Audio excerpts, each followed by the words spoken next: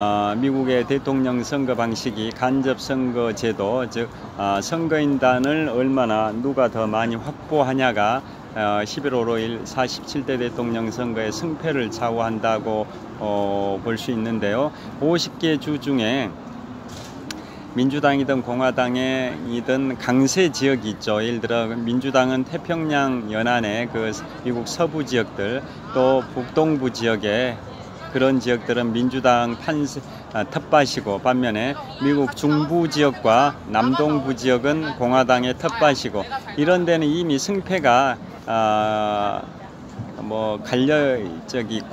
굳어졌다고 볼 수 있는데요. 반면에 경합주가 있죠. 경합주가 7개의 경합주인데요. 다 잘 아시다시피 7개의 경합주는 민주당이든 공화당이든 누구도 어느 당도 승리를 확신하기 어려운 치열한 초접전 지역, 초경합 지역이 7개 주가 있죠.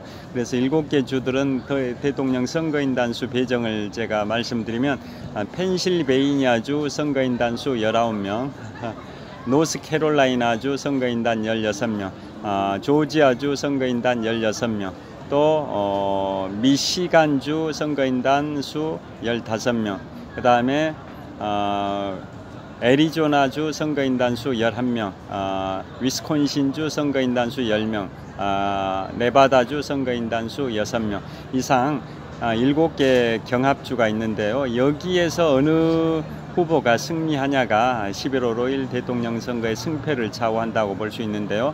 이 7개 경합주 중에서도 어제 뉴스를 들으니까 그 7개 경합주 중에서도 조지아주, 펜실베이니아주가 가장 또 7개 경합주 중에서도 또 초경합 지역이라고 합니다. 조지아주하고 펜실베이니아주가. 그런데 현재는 어제 뉴스에는 선거인단 수가 19명 배정된 펜실베이니아주는 그야말로 카멀라 해리스 민주당 후보와 도널드 트럼프 공화당 후보가 47대 47 동률의 그 초접전을 보이고 있고, 반면에 조지아주 선거인단 수가 16명 배정된 조지아주는 트럼프 후보가 카멀라 후보보다 약간 앞선다고 보도가 나와 있는데요. 7개 경합주 중에서도 결국은 펜실베이니아주와 조지아주에서 어느 후보가 이기냐가 대통령 선거의 승패를 좌우할 것이라고 어제 뉴스에 나왔었습니다. 여하튼 그 미니펜트맨 동상을 소개를 해드렸는데요. 그래서 그리고 또 재밌는 얘기를 하나 해드리겠습니다. 자, 남북전쟁의 첫 총성에 렉싱턴 콩코드 전투, 그게 1775년 4월 19일이고요. 그래서 그 날을 기념해서 세계 최고의 오랜 역사와 전통을 자랑하는 보스턴 마라톤 대회가 그날을 기념하고 있습니다. 세계에서 가장 오랜 역사와 전통을 자랑하는 가장 권위 있는 마라톤 대회가 1897년에 시작된 127년 전통의 보스턴 마라톤 대회인데요. 그 보스턴 마라톤은 매년 4월 셋째 주 월요일에 개최합니다. 왜 그날 하냐면 바로 독립전쟁의 첫 총성이 울렸던 1775년 4월 19일 렉싱턴 콩코드 전투, 그 날을 기념해서 바로 매년 4월 셋째 주 월요일에 보스턴 마라톤 대회를 하고요. 그날은 미국 매사추세츠주의 주도인 보스턴뿐만 아니라 매사추세츠주 주 전체가 법정 공휴일입니다.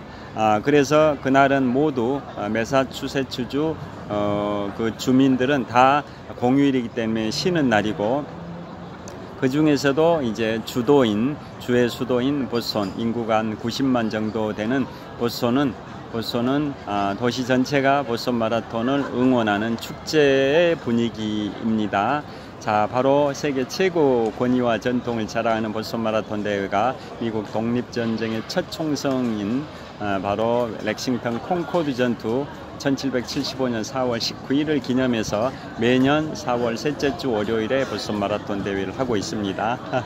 자, 그 다음에 그 1775년 4월 19일 독립전쟁의 첫 총성이 울리고, 그 이듬해인 1776년 1월 10일 날 1776년 1월 10일에 어떤 일이 있었냐면, 토마스 페인이라는 분이 47페이지짜리의 팜플릿을 발간을 합니다. 제목이 상식, 영어로는 커먼 센스인데요. 자, 1776년 1월 10일에 토머스 페인이라는 분이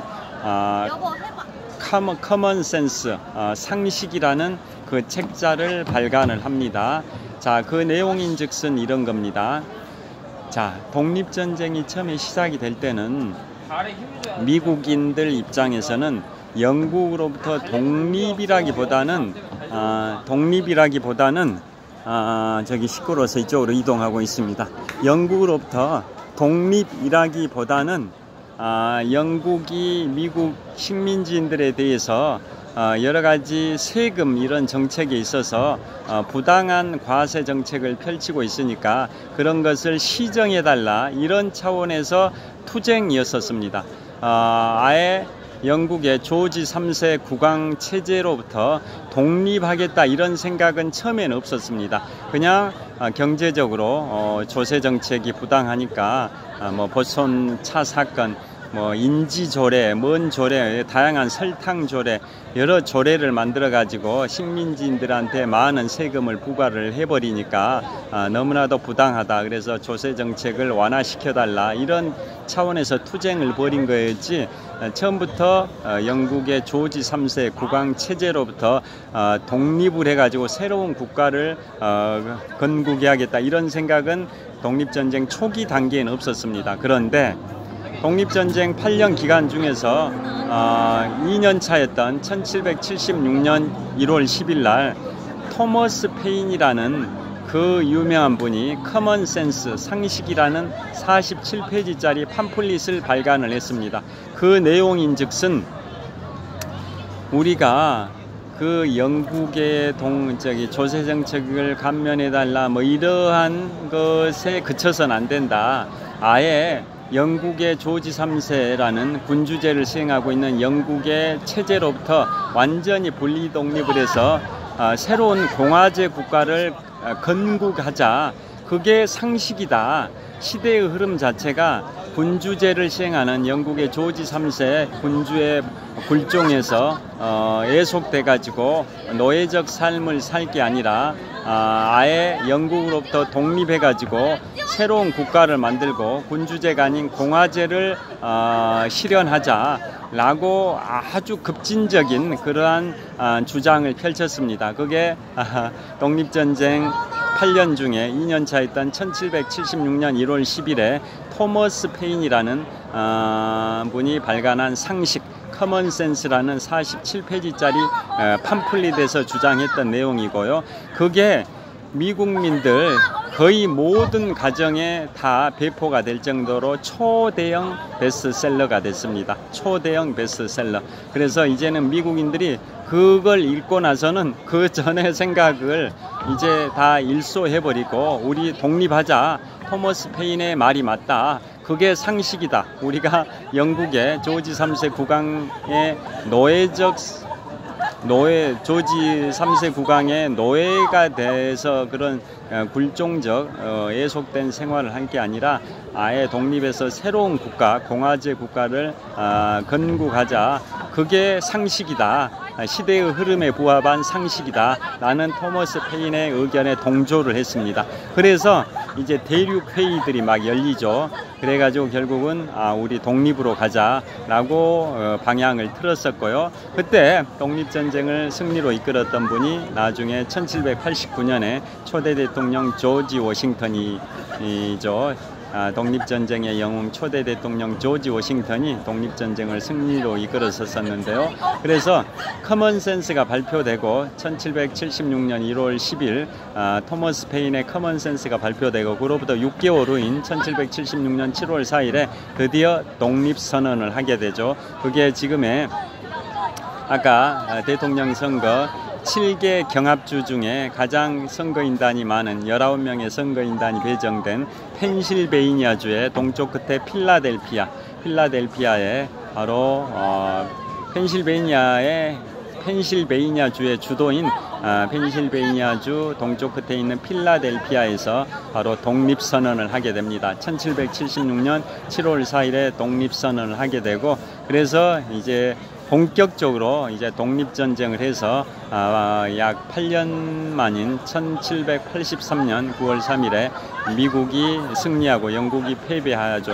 그게 바로 파리 조약 체결을 통해서 미국이 영국으로부터 독립을 공인받게 된, 그게 1783년 8월 3일 파리 조약입니다. 1783년 9월 3일 파리 조약입니다. 자, 그런 식으로 미국의 독립전쟁이 전개가 됐었습니다. 그래서 거기에서 독립전쟁 승리의 영웅인 조지 워싱턴이 1789년에 초대 대통령 조지 워싱턴에 취임을 합니다. 자, 그래서 오늘은 현재 시각부터 한번 보겠습니다. 자, 현재 시각은 2024년 9월 7일 밤 9시 49분입니다. 자, 이곳 잠실 석촌호수 동호 북쪽 조깅로에 달리는 분들, 산책하는 분들이 많이 보이고요. 또 주말을 맞아서 잠실 석촌호수 동호 북쪽 조깅로 북쪽변에 접해 있는 노천 카페에서 한가로이 담소를 나누는 분들도 많고요. 또 동호 북쪽변에 롯데월드타워가 위치하고 있습니다. 123층 555m 높이 기준 세계 5위 규모 OECD 국가 38개 회원국 중에서는 가장 높은 빌딩 롯데월드타워가 잠실 석촌호수 동호 북쪽변에 있고요. 그 다음에 동호의 풍경을 보여드리겠습니다. 이곳은 잠실 석촌호수 동호의 풍경입니다. 그 다음에 아까 보여드렸던 랍스터, 곰으로 만든 초대형 조형물 랍스터가 동호 한복판에 둥둥 떠 있습니다. 계속 자 그래서 오늘은 미국의 대표적인 조형물 세 가지를 공통적으로 조각한 체스터 프렌치라는 조각가를 소개해 드렸습니다. 자, 미국인들이 가장 존경하는 대통령 랭킹 1위 링컨 대통령의 동상을 조각을 했고요. 그 다음에 세계 최고의 대학인 하버드 대학교에 세워진 하버드대 개교 당시에 최초 기부자인 존 하버드의 동상도 조각을 했고요. 마지막으로 독립전쟁의 첫 총성이었던 렉싱턴 콩코드 전투, 그 중에서도 콩코드 전투가 발생한 미국 보스턴 북서쪽 약 30km 지점에 있는 콩코드에 세워진 미니트맨 동상도 바로 체스터 프렌치가 조각을 했습니다. 링컨 대통령 동상, 하버드대 설립 당시 최초 기부자 존 하버드의 동상, 독립전쟁의 첫 총성이었던 렉싱턴 콩코드 전투, 그 중에서도 콩코드 전투의 현장에 설치된 미니트맨 동상, 이 세 개의 동상이 미국의 대표적인 상징물이죠. 미국인들이 가장 존경하는 대통령 랭킹 1위 링컨 대통령, 그 다음에 세계 최고의 대학인 하버드대 설립 당시 최초 기부자 존 하버드, 그 다음에 미국인들이 가장 중요시하는 독립선언이 바로 미국 독립전쟁 초반에 있었었고요. 그 독립전쟁의 첫 총성이 콩코드 전투인데, 그곳에 미국 민병대의 상징인 미니트맨 동상이 세워져 있는데, 그거 역시 체스터 프렌치가 조각을 했습니다. 그리고 민병대 관련해서 하나만 말씀드리겠습니다. 자, 민병대 미니트맨이 오른손에는 총기를, 왼손에는 농기구인 쟁기를 잡고 있는 모습을 형상화한 게 미니트맨 동상이라고 말씀드렸는데요. 미국의 총기 규제, 지금도 계속 총기 사고가 계속 발생하고 있는데요. 민주당에서는 아예 총기 규제를 강력히 하자고 하고 있고, 반면에 공화당은 총기 규제보다는 그 총을 사용한 그 사람들이 괴물이다라는 식으로만 하다 보니까 근본적 해결이 안 되고 있는 거죠. 자, 그래서 미국은 수정헌법에서 민병대는 총기를 보유한 권리가 있다라는 수정헌법 조항이 있다 보니까 그 수정헌법을 고치기가 어려워서, 물론 총기업자들이 로비를 하고 보수 성향의 공화당에서도 그 수정헌법을 개정하는데 부정적이고, 이러다 보니까 총기 규제에 관한 수정헌법이 개정이 안 되고 있는데요. 그 수정헌법에 민병대의 총기 소유 권한이 인정된 것 자체가 아까 말씀드린 독립전쟁의 첫 총성이었던 렉싱턴 콩코드 전투에서 보시다시피 민병대가 독립전쟁에서 중추적 역할을 했던 그런 역할이었었지 않습니까? 그래서 그 독립전쟁의 그 첫 총성 렉싱턴 콩코드 전투뿐만 아니라 독립전쟁이 전개되면서도 미국의 정규군뿐만 아니라 민병대들이 각지에서 혁혁한 전과를 세우면서 영국을 상대로 잘 싸워줘가지고 미국이 독립을 할 수 있었다. 이런 역사적 배경이 있다 보니까 민병대들이 총기를 보유하는 것은 고유 권한이다. 예를 들어서 그 배경 자체가 원주민들의 공격에 대비해서도 총기를 보유해야 되고, 또 다른